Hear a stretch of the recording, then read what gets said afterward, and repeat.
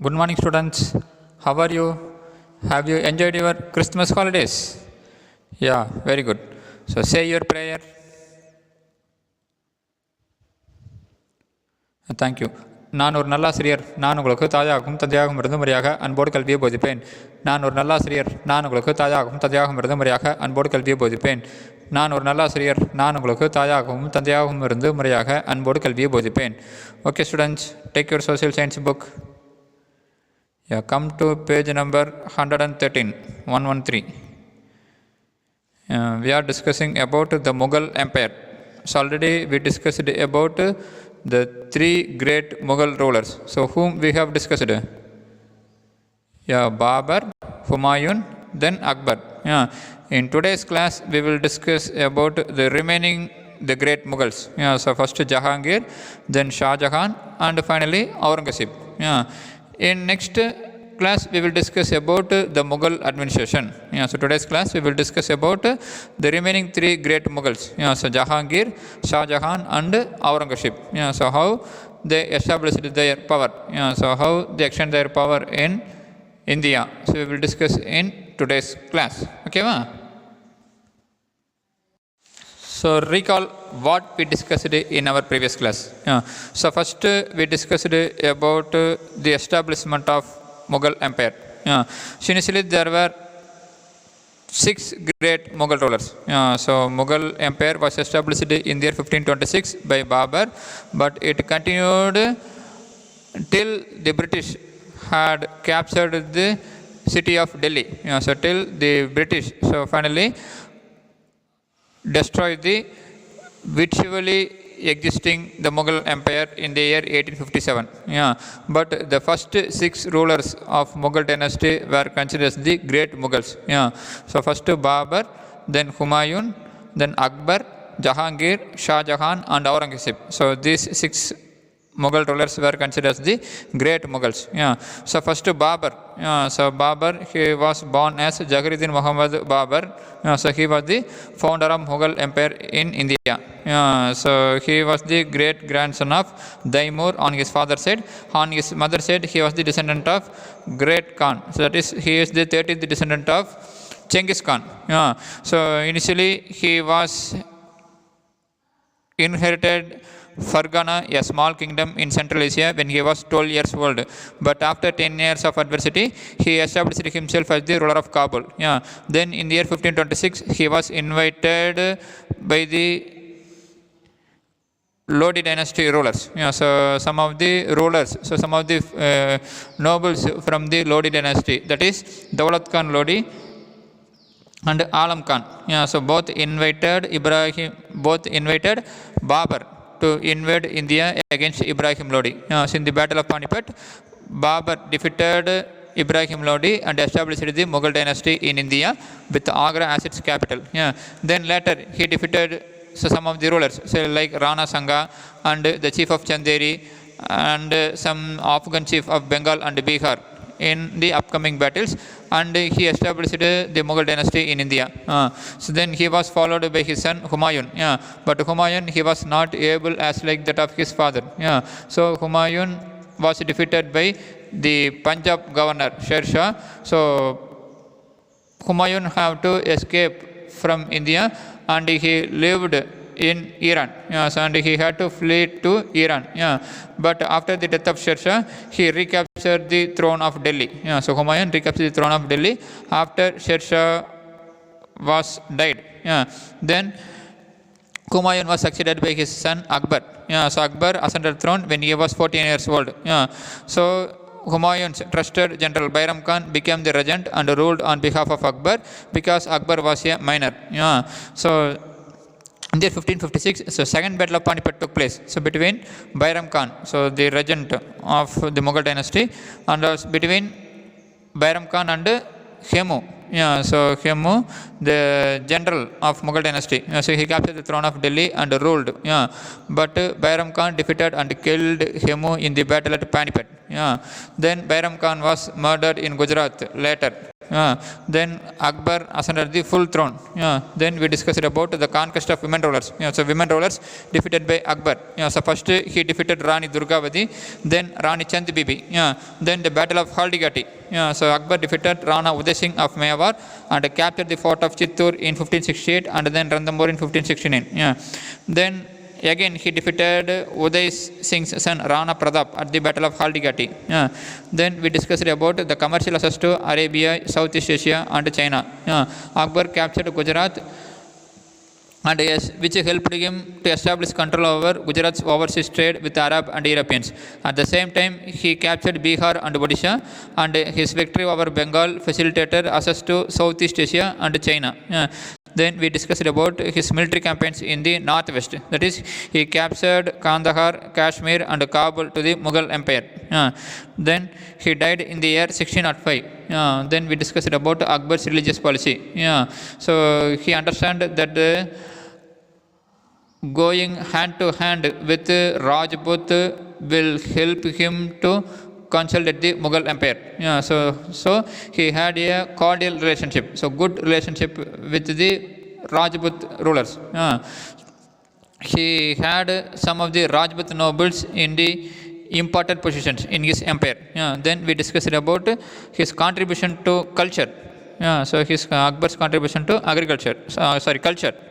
So these things only we have discussed in our previous class. So first Babar, then we discussed about Humayun, then Sher Shah, then finally about Akbar in detail.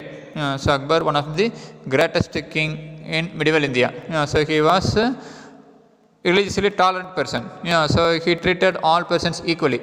So that way he was considered as the one of the greatest ruler of India. Jahangir, 1605 to 1627. Akbar was succeeded by Prince Salim, his son, through a Rajput wife. Akbar was succeeded by his son. Name was Salim. So he was a prince. So he was born to Akbar through a Rajput wife, who was also named as Nuruddin Muhammad Jahangir. So Akbar was succeeded by Prince Salim. So Jahangir's original name was Salim. So Akbar was succeeded by Prince Salim, his son, through a Rajput wife. So Salim was born to Akbar and Rajput wife. He was named as Nuruddin Muhammad Jahangir. So Nuruddin Muhammad Jahangir means conqueror of the world. So Jahangir was more interested in art and painting and gardens and flowers than in running the government. So Jahangir was more interested in art and painting and also gardening and flowers, so than in running the government. So Jahangir's wife, so Mehrun Nisha, so known as Noor Jahan, was the real power behind the throne. So Jahangir was interested in artwork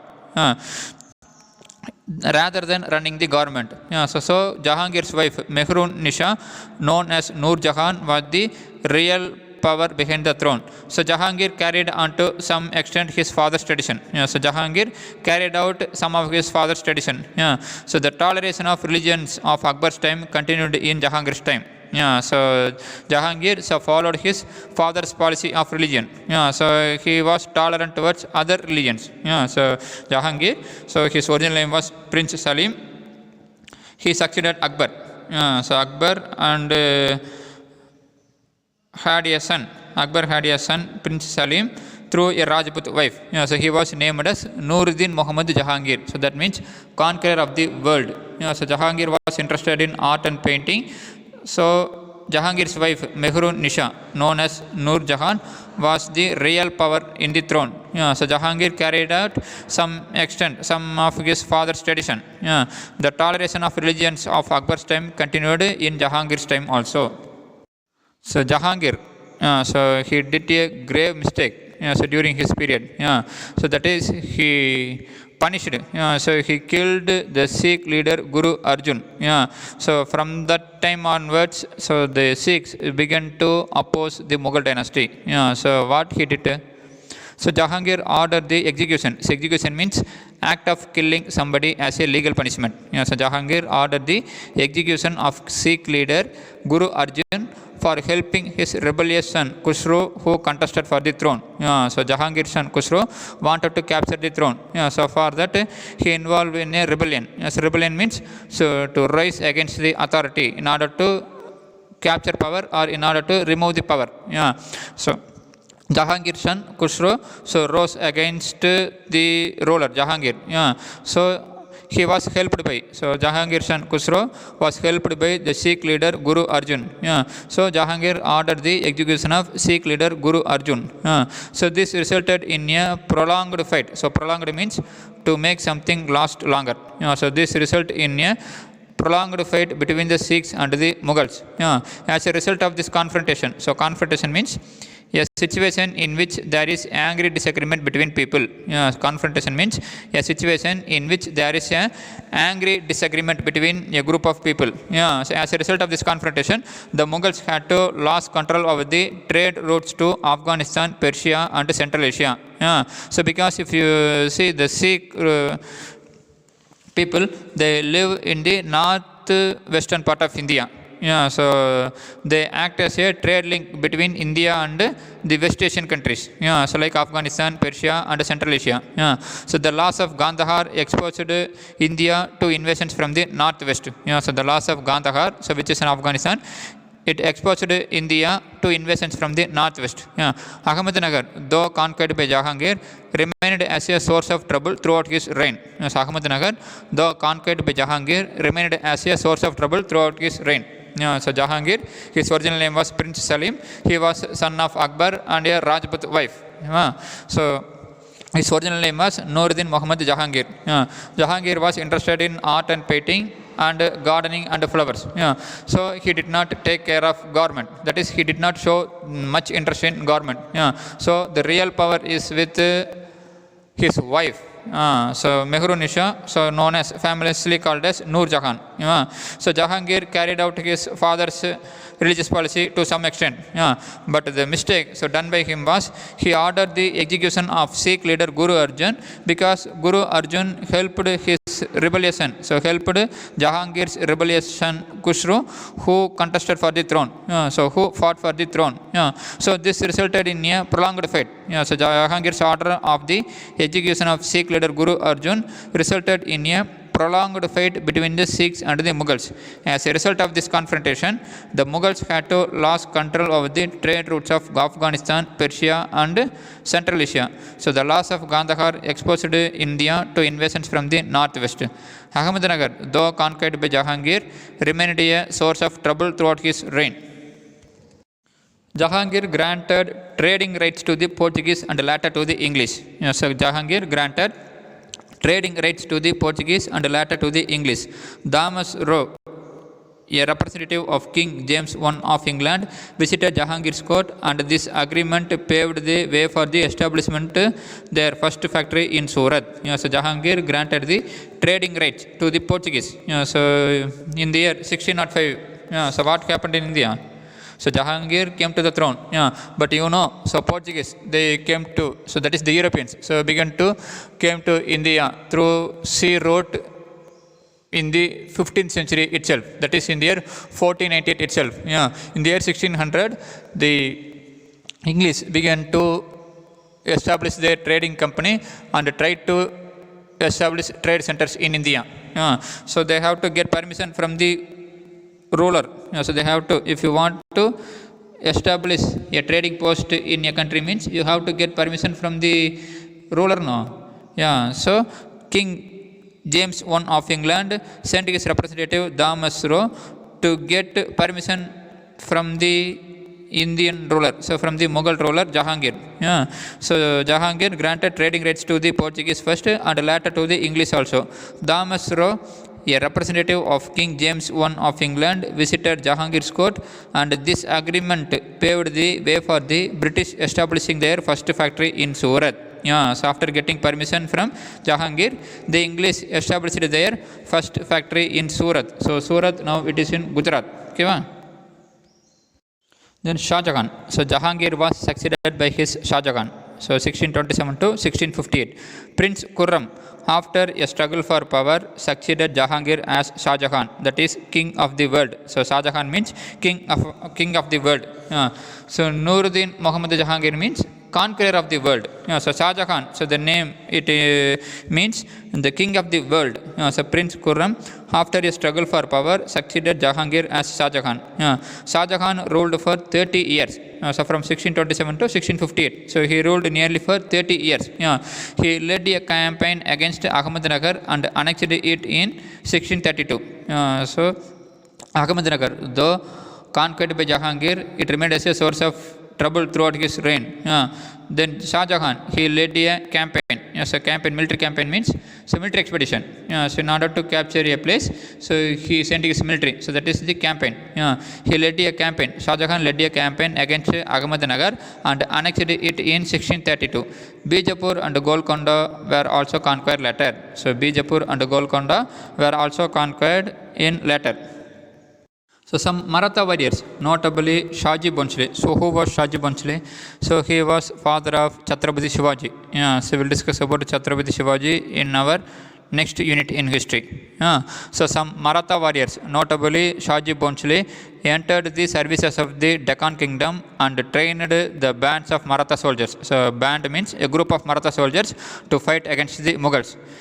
So Shah Jahan captured Bijapur and Golconda, so which is in the Deccan region. So because of this, some Maratha warriors, so notably Shaji Bhonsle, entered the service of the Deccan kingdom and they trained a group of Maratha soldiers to fight against the Mughals.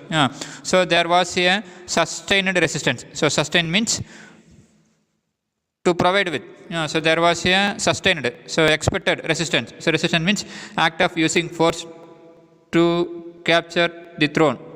So there was a expected resistance in the Deccan to the Mughals from the Marathas also. So already the Sikhs, so they were in prolonged war with Mughals. So because Jahangir ordered the execution of Sikh leader Guru Arjan. Now in the Deccan region, so the band of Maratha soldiers, so they were trained by some of the Maratha warriors to fight against the Mughals. So now there was resistance in the Deccan region also.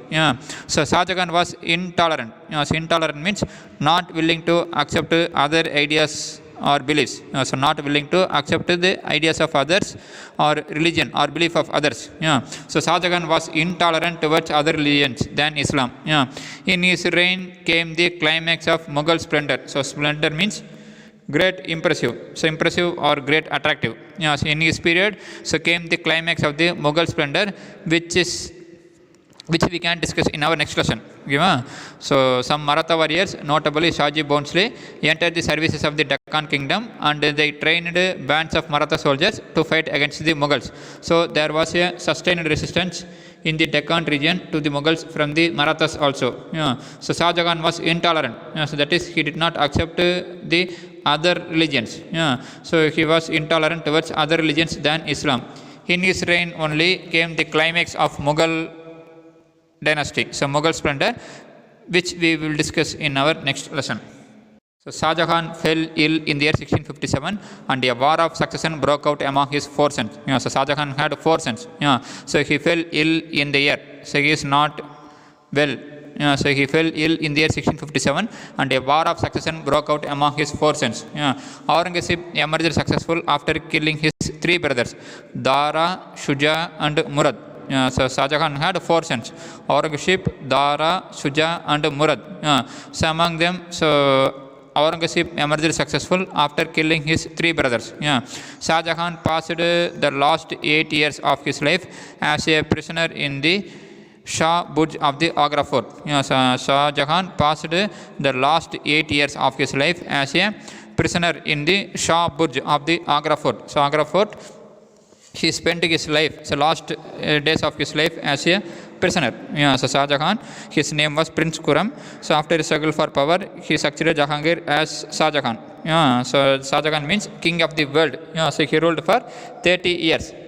He led a campaign against Ahmednagar and annexed it in 1632. Later he captured Bijapur and Golconda in the Deccan region.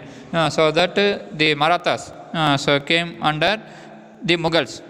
So some Maratha warriors, notably Shahji Bhonsle, entered the service of the Deccan kingdom, and they trained some Maratha soldiers to fight against the Mughals.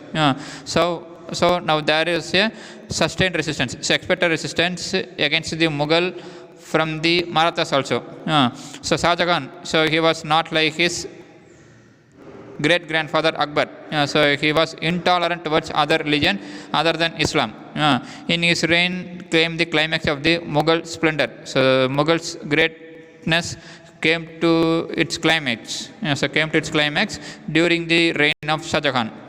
So Shah Jahan fell ill in the year 1657, and a war of succession broke out among his four sons. So among the four sons, Aurangzeb emerged successful after killing his three brothers. So Shah Jahan spent his last day of life as a prisoner in the Shah Burj of the Agra fort. Then Aurangzeb, 1658 to 1707. Aurangzeb, the last of the great Mughals, started off his reign by imprisoning his old father. So Aurangzeb, so the last of the great Mughal, so started his career, so started his role by imprisoning, so by sending his father to prison. So we have seen so Shah Jahan so fell ill in the year 1657, and a war of succession broke out. In that, Aurangzeb emerged successful, and Shah Jahan passed the last days of his life as a prisoner. So Aurangzeb sent his father to prison. Then he assumed the title Alamgir. So Alamgir means the conqueror of the world. So Nuruddin Muhammad Jahangir means also conqueror of the world. Likewise, Alamgir, it means also a conqueror of the world. So he ruled for nearly 48 years. He was no lover of art like his grandfather Jahangir, or architecture like his father Shah Jahan. So Jahangir, he was a great lover of art, that is painting. And Shah Jahan, so he was a great lover of architecture. So Shah Jahan, so he only constructed the famous Taj Mahal. And also he also constructed the Red Fort. So what is the importance of that Red Fort? So during Independence Day, so our Prime Minister so hoisted the national flag in Red Fort only. So that Red Fort was built by Shah Jahan. Okay, so Aurangzeb, so he was no lover of art like his grandfather Jahangir, or architecture like his father Shah Jahan. He tolerated no religion excepting Islam. So he did not tolerate other religion.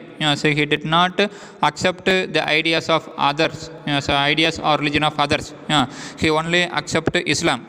So he reimposed the jizya tax on Hindus and excluded and removed them from office as far as possible. So Aurangzeb, he did not tolerate the other religions except Islam. So he reimposed. So he again imposed the jizya tax on Hindus. So jizya tax means, so the tax should be paid by the people other than Muslims. So the tax should be paid by the followers of religion other than Muslims. Okay, so he reimposed the jizya tax on Hindus, and he removed Hindus from government service as far as possible. Between 1658 and 1681, Aurangzeb remained in the north and suppressed the revolt of Bandelas, Jat, Satnamis and Sikhs. So between 1658 and 1681. So between 1658 and 1681, Aurangzeb remained in the north, and he suppressed the revolt of Bandelas, Jats, Satnamis and Sikhs. Aurangzeb's expansion in the northeast resulted in a war with Ahoms of Kamaruba, that is present-day Assam. So Aurangzeb so tried to extend his empire towards northeast. So it resulted in a war with Ahoms of Kamaruba, that is with the people of Assam. So the kingdom came under repeated attacks of the Mughals, but it could not be subdued totally. So the Ahom kingdom of Kamaruba came under repeated attacks of the Mughals, but it could not subdued. So subdued means bring under control using force. So the kingdom came under repeated attacks of Mughals, but it could not be came under, but the Ahom, but Assam cannot be brought under the control of Mughals. So even though Aurangzeb so wanted to extend his empire towards northeast, that is up to Assam, so the Assam, so the Ahoms of Kamaruba so fought bravely, and they couldn't surrender to Mughal. Okay, So relationship with Rajputs and Marathas. Yes, Akbar, we know, so he maintained a cordial relationship with Rajput. But with Marathas, so during Akbar's reign, so Mughal Empire existed only in North India. It does not existed beyond the Narmada rivers. So if you take Marathas, they live in Maharashtra region. But Akbar's reign was covered mostly in the northern part of India only. But during the period of Shah Jahan only, so the empire extended in southern side. Aurangzeb's hostility. So hostility means unfriendly or aggressive feeling or behavior. So Aurangzeb's unfriendly behavior towards Rajput led to a prolonged war with them. So Aurangzeb's hostility. So he behaved in a unpleasant way with Rajput. So it resulted in the prolonged war with them. So to make matters worse, his rebellious son Prince Akbar joined the forces of Rajput and created troubles to him. So to make the matters worse, already Aurangzeb was not in a good relationship with Rajput. So to make the situation worse, his rebellious son Prince Akbar joined on the side of Rajput and he created troubles to him. So Prince Akbar entered into a pact with Shivaji's son Sambhuji in the Deccan. So Aurangzeb had to march to the Deccan in 1689. So Prince Akbar entered into an agreement with Shivaji's son Sambhuji in the Deccan region. So Aurangzeb had to march to the Deccan in the year 1689. In the Deccan region, Aurangzeb brought Bijapur and Golconda into submission under his control. Yes, in the Deccan region, Aurangzeb brought Bijapur and Golconda under his control. Shivaji had carved out a kingdom, proclaiming himself as the emperor of Maratha state in the year 1674. Shivaji had carved out a kingdom. So in the Aurangzeb empire, Shivaji had himself formed a kingdom. So in the Aurangzeb reign, in the Aurangzeb empire, Shivaji, so Chhatrapati Shivaji, the Maratha warrior, so had formed a kingdom, so proclaiming himself as the emperor of Maratha state in the year 1674. Aurangzeb could not stop the rise of Shivaji in the southwest. So Aurangzeb could not stop the rise of Shivaji in the southwest. But he vanquished Shivaji's son and successor Sambhuji, who was captured and executed by him. So Aurangzeb could not stop the rise of Shivaji, but he vanquished. So he defeated Shivaji's son and successor Sambhuji, and he executed him. Aurangzeb remained in the Deccan until his death in 1707 at the age of nearly 90. So in the Deccan region, Aurangzeb brought Bijapur and Golconda under his control. Shivaji had carved out a kingdom, proclaiming himself the emperor of Maratha state in the year 1674. But Aurangzeb could not stop the rise of Shivaji in the southwest, but he vanquished. So vanquished means to defeat somebody completely in a war. So vanquished means to defeat completely somebody in a war. Even though Aurangzeb could not stop the rise of Shivaji, he completely defeated Shivaji's son and his successor Sambhuji, who was captured and executed by him. So executed means so killing somebody as a legal punishment. So Aurangzeb remained in the Deccan region until his death in 1707 at the age of nearly 90. By the end of Aurangzeb's rule, the British had strongly established their trading center at Madras, that is Chennai, Calcutta, that is Kolkata, and Bombay, Mumbai. So by the end of Aurangzeb's rule, the British had strongly established their trading centers at Madras, Calcutta, and Bombay. So already, so the British, so first established the trading center at which place? Surat. So who gave the trading rights to the British? Jahangir. So Jahangir gave the trading rights to British. So they established their first trading center at Surat. Then later they established the trading center and they became strong. So in Madras, Calcutta, and Bombay. So the French had their main trade center in Pondicherry. So by the end of Aurangzeb's rule, the British had strongly established their trading centers at Madras, Calcutta, Bombay, that is Chennai, Kolkata, and Mumbai. The French had their main trade center in Pondicherry. Okay students, so we have discussed about the 6 great Mughals. So in our previous class we discussed about Babur, so who established the Mughal dynasty, Mughal empire in India after defeating Ibrahim Lodi in the Battle of Panipat in 1526. Then Babur was succeeded by his son Humayun. But Humayun, he was not able ruler, so he was defeated by Sher Shah, so who established the Sur dynasty. So it was a break in the Mughal kingdom, so in the Mughal empire. Then later, after the death of Sher Shah, Humayun again recaptured the throne. Then in the year 1556, Akbar came to the throne after defeating Hemu in the second battle of Panipat. So Akbar was religiously tolerant person. So he admitted many Rajput and Hindus in his administration. So he married some Rajput women also. So to them only. So the next successor of Akbar, so Jahangir was born. So Jahangir, his name was Prince Salim. So he was not tolerant as like his father. So some extent, he is tolerant. But he done a grave mistake. That is, he killed the Sikh leader Guru Arjun because Guru Arjun supported Jahangir's rebellious son for the throne. So from that situation onwards, so Sikhs began to oppose the Mughals. Then we discussed about Shah Jahan. So Shah Jahan, so he was the great lover of architecture. So Shah Jahan, his original name was Prince Khurram. He ruled for nearly 30 years. So he captured some of the kingdoms in Deccan region. So the Deccan region, so the Maratha warriors, so notably Shaji Bhonsle, entered the service of the Deccan kingdom. So they trained a band of Maratha soldiers to fight against the Mughals. Now there was a resistance from the Marathas also in the Deccan region. So Shah Jahan was intolerant. So he was not like his grandfather. He was intolerant. So Shah Jahan fell ill in 1657 and he was succeeded by his son Aurangzeb. So Aurangzeb was the last of the great Mughals. So he assumed the title of Alamgir and he reigned for nearly 48 years. So he wanted to extend his empire throughout India. So he was not tolerant towards other religion. So he reimposed the jizya tax and he removed all the non-Muslims from the government services as far as possible. So he suppressed the revolt of Bandelas, Jats, Satnamis and Sikhs.